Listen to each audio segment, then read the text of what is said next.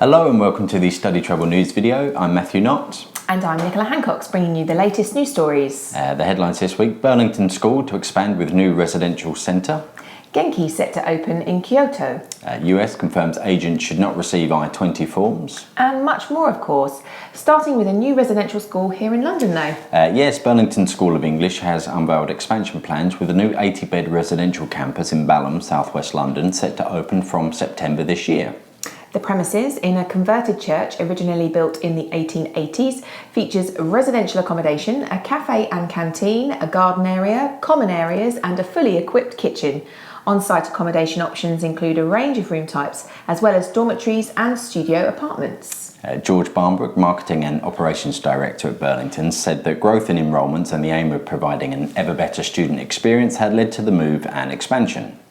He said that the school was in a well-connected South London neighbourhood with the green spaces and local community that their students have come to love. A fan trip to the new school will be held after Alpha UK for those agents attending. Looks great. It does. And on to another nice new school now, as Genki Japanese and Culture School, or Kinky Jacks, will open its latest centre in Kyoto at the beginning of July, adding to existing schools in Fukuoka and Tokyo. The new centre, located close to the famous Gion district, will feature 9 classrooms and an open-plan student lounge with a range of accommodation options available.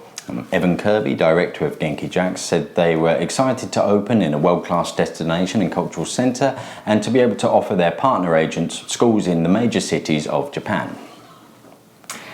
And off to next, we're going to the USA, where Immigration and Customs Enforcement has issued a notice for the Student and Exchange Visitor Programme, clarifying that schools cannot issue I-20 forms or Certificate of Eligibility for Non-Immigrant Student Status to agents. Bit of a mouthful. It said the notice followed recent questions, but said that for reasons of privacy, security and fraud prevention, the form must be issued directly to a student or their parent or guardians in the case of a minor. And now for a roundup of some other stories. A breaking story just before we recorded is that Time to Travel agency in Brazil appears to have ceased operations.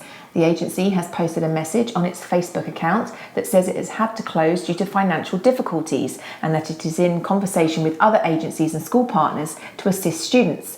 Look out for more online as we hear it. Tokyo University of Social Welfare has been reprimanded for losing contact with more than 1,600 international students over the last 3 years and has been suspended from recruiting onto its preparation programme. The Ministry of Education is planning to make institutions provide regular updates on students that drop out or disappear. The Office for Students, the higher education regulator in England, has provided £14 million in grants for student mental health projects, including a scheme specifically for international students led by the University of Nottingham. The project will devise guidelines and a toolkit for supporting overseas students. DID Deutsch Institute has unveiled its new website and has also launched 2 new summer junior packages for its main school in Berlin with residential and homestay options, as well as a new sports option for its Berlin Park camp.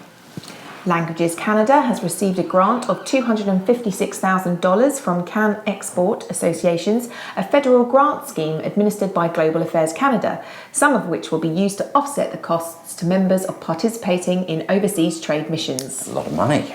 Equals has welcomed 6 new accredited centres so far in 2019, including Atlantic Languages Junior Summer Centre, EC Cape Town and Dorset College in Dublin. Sommet Education, which operates the Glion and Les Roches hospitality brands, has announced it will become the majority shareholder in Ducasse Education, the culinary arts and pastry school group owned by celebrity chef Alain Ducasse. More on all of those stories online, as well as photos from the English Philippines annual meeting where it celebrated its 1st anniversary. Thanks for watching. Goodbye. Goodbye.